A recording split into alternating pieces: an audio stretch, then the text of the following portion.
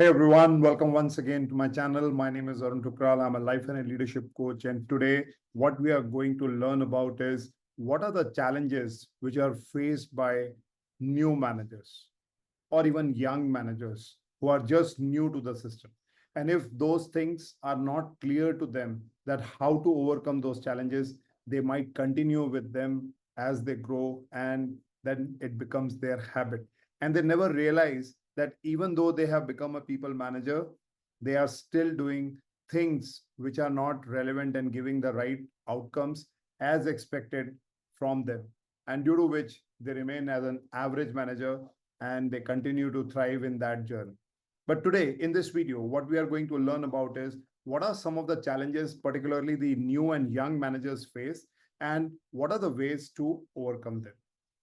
To make this understand, I'll give you a small story. Recently, a manager came to me and he said that he got recently promoted because he was a high performer. He did very well in his job. He helped a lot of his teammates. And over a consistent period of performance, his organization promoted him as a people manager. He was excited. He was happy. His boss was also very happy. And he did all his best to ensure that in the first few initial weeks as well as months, he will do at his best to ensure that he lives up to the expectation that management has entrusted upon. So what did he do? He was very particular about ensuring that all his teammates have got the right information, right time to do things, then helping them out day in and day out to see that they achieve their goals. And he was running pillar to post. He was there at the right time, at the right place when it is needed. He was there with his colleagues. Whatever best he could have done, he did. And do you know what happened after 3 months? Two of his colleagues left, and everybody was dissatisfied. Now he was shocked. What is happening? I worked so hard. I helped everyone. I ran from one place to another to ensure that no one faces challenges. But then why people are not happy with him? In fact, one of the in one of the meetings, the remaining teammates complained about this particular person to their manager that he's trying to do everything and he's trying to be too much, adding too much of value to their work, which means he was breathing on their neck even for small things. He was not recognizing them. He was not allowing them to do certain things. He was just sitting on them. And that made a lot of people uncomfortable, uneasy at various occasions, and due to which people were highly dissatisfied. This is one of the very common problem with all the young managers who get promoted because their motivation level goes to the top and their commitment level just goes to the jump and they want to prove everything. They also have a habit that they have all the answers to every question that comes on them. And that's how they just try to do everything. And what they forget is what got you here won't take you there, which means that you are now here responsible for a team and your success is directly linked to the success of the team, which means instead of you doing everything, you have to ensure that you make your team capable. But before that, you have to understand what are the strengths and what are the weakness of your team, how you help them by setting up goals and many more things. Well, in this video, what we are going to learn is we are going to focus on what are the top 10 challenges and what are the things that they need to overcome. It is very important to understand these challenges because then only you can connect in your day-to-day work that are you also facing something similar? If yes, then what I should be doing it. So to do that, let me share with you some of my clear thoughts. Now, what are the top 10 challenges? The number one is shifting mindset.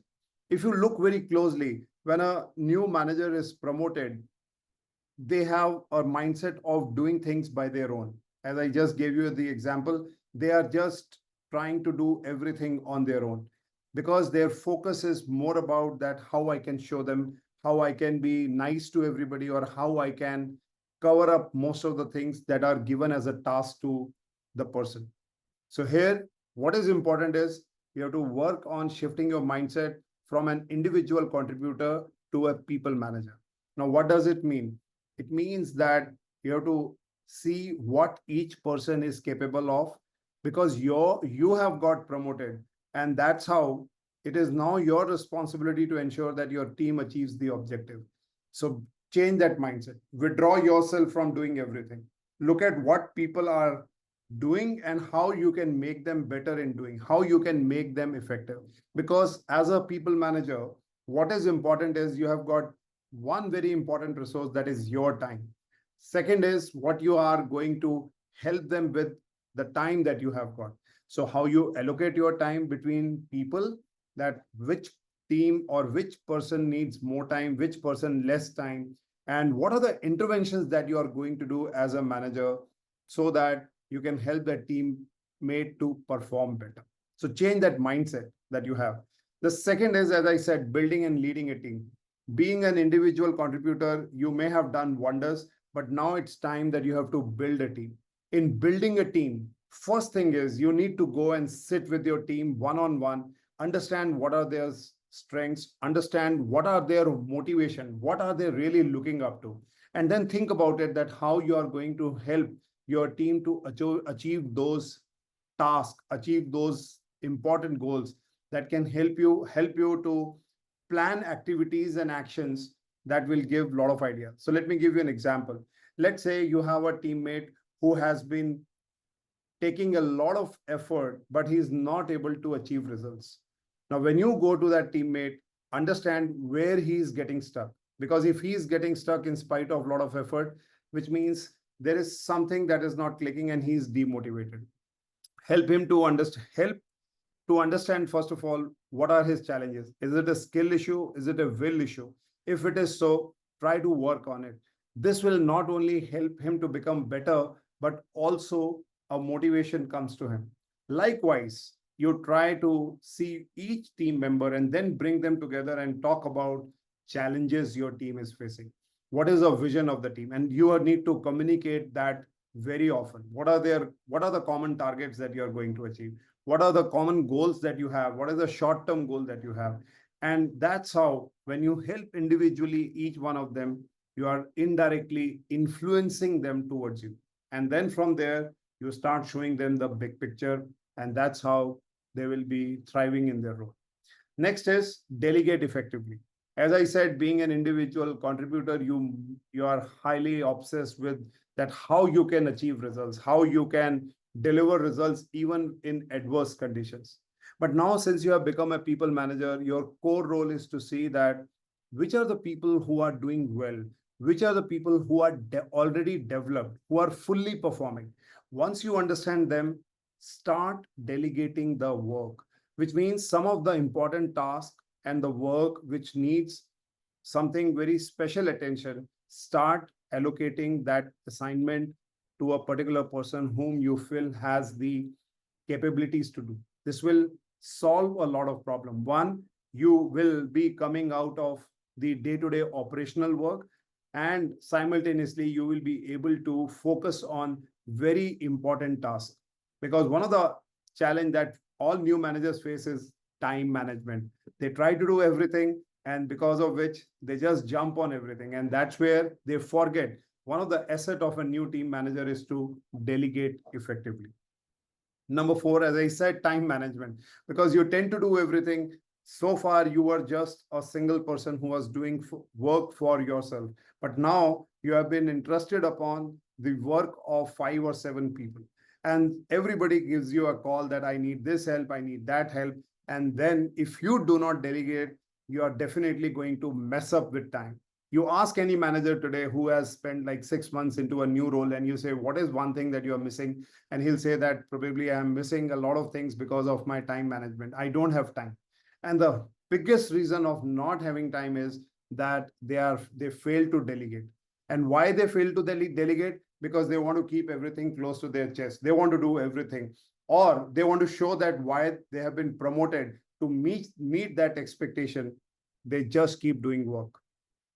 Next is performance management. Now, one of the challenge for any new manager is to understand how to set the performance standards. Because if you are a people manager, your role now is to see how a team behaves and performs effectively. In order to do that, you have to do a lot of analysis in terms of performance, in terms of skills, in terms of their attitudes, which means you should be knowing who are your high performers, who are your low performers, who are your average performers, and what you need to do. Because basis the performance management grid that you make, you would be getting a very clear strategy that where you need to spend more time, where you need to spend less time, and in time management, what exactly you are going to do and what would be the interventions. And that can only happen once you know what are the performance management techniques that you set. Likewise, you also need to communicate very effectively what are the performance standards which are must win for everyone. If you do not have that clarity, your team will never have a clarity that what is expected out of them. So setting performance criterias by and doing the performance management is another very important challenge that comes. Next is handling conflicts. One of the challenge for a lot of managers, even at senior level, is they avoid conflicts. They feel that they do not have to jump on this. They feel that either they will pass it on to their manager because either they are not capable or they don't want to touch it. The most important factor for any manager is to handle conflict, and that too on time. If you don't intervene at this particular time, what will happen is a conflict can become a dispute. And then it will come back to you only that what were you doing as a manager? So when you have to handle conflict, get into the conflict, understand what exactly is the problem, listen to both the parties, make sure that each person learns from the mistake that they have done, and ensure that next time they learn from this mistake and do not come again to have that conflict. Because if you don't address that conflict, there are very high chances that it will get escalated and the problem will become a dispute. Next is communication skills. Now, communication is becoming the most common factor in every leadership journey. But one thing that I will insist upon communication skills is not about articulating or speaking clearly, but listening, observing and listening. This is going to be the most important skill, because as a manager, when you move into this new role, you tend to speak a lot. You want to say a lot of things, that you do this, you do that, you get there, and then you are talking and talking and talking. Now, what you are not doing is you are not listening. A good manager or a good professional is the one who is able to listen well. When I say listen, it means listen to feel that what that person is saying, not listen to hear. If you only listen to hear and you communicate only what you have to say, this is not going to help. People will not get connected with you. They will not get influenced with you. They will not come and tell what exactly is their problem. And they will go to somebody else, next level manager, to say that the person is not listening. The same problem I highlighted in the first example that I gave you as a story. So improve your listening skills in communication. That's an art of a manager. Next is decision making. Now, another important area of for any manager is to make decisions. And how do you make decisions? First, you have to analyze the problem. People don't get into analyzing problem. They just listen to what somebody has said. They believe it, whether it is their superiors or whether it is their juniors. So whenever you come across a situation where you have to take a very important decisions, first analyze the facts. Then you arrive at certain priorities, and then basis that you make a decision. And decision making is very important, and you have to remain firm on decision making. If you are not firm, you will just change. So I'll give you an example. A manager recently that I was talking to, he had decided that he wants to hire a person who comes with a lot of skill sets, irrespective of similar industry experience. So we helped that particular manager in hiring that particular resource for them. When he got the resource, after a couple of interviews, he was sent to his manager for the interview purpose. And his manager said, you know, the guy is good, but we want somebody who comes with a similar industry experience. Now, at this particular time, this manager did not stood to the terms that was discussed originally. He said, yes, sir, I will get back. Now, what happened? He was not firm on his decision. He just changed his stand just because he wanted to be a yes man. Now, this is one of the typical problems that a lot of managers face. because they don't want to have a conflict or they don't want to challenge their manager. This is something I want you to learn. If you really want to get better in becoming a good manager, it's not that you argue with your manager, but it's that you talk the language of facts and remain firm to your decision. And that is what your skill of a manager stands out in the future. If you can't take decision, somebody else will take decision for you. Always remember this. Ninth is managing former peers. One of the challenge with a lot of managers who are promoted internally is to manage their peers, because there could be one person in that team who had competed with you and you were lucky or you were more deserving and you got that position. But now you have to manage that peers. Now, my highest recommendation is work very closely with that person, spend time with him as a friend, as a colleague who can really help in making a move in ensuring that the team is constructed together. Give them their space, give them their time, but be very firm on the expectation and following on the processes. You might give them a comfort by being not a micromanager, but not on the fact that you are going to compromise on asking performance, asking to deliver at the time. Maybe what you need to look at that very closely is to take their help in leading the team the way that person really wanted to, because you can always have a discussion that could be in next 6 months there are new opportunities might come. At this juncture, that behavior of that peer is going to be detrimental for his next move. So motivate them how they can do better. So managing former peers is a big challenge for many people, and the way to do is to take them along. Last is continuous learning. One of the things that I want to highlight in continuous learning is keep reading books. One of the highest recommended book that I always tell from Ken Blanchard is 1 Minute Manager. Do read that if you are a new manager, and this will really give you a lot of insights about how to thrive as a first-time manager and how to do the right things in shaping your team and building your team. Well, these are some of my thoughts that I constructed as the most common challenges that are faced by first-time managers, because in your journey as leaders, you really need to bring some element of emotional intelligence, vision planning, but doing everything along with people. Your role starts with people, your role ends with people. And the core role is to develop more leader.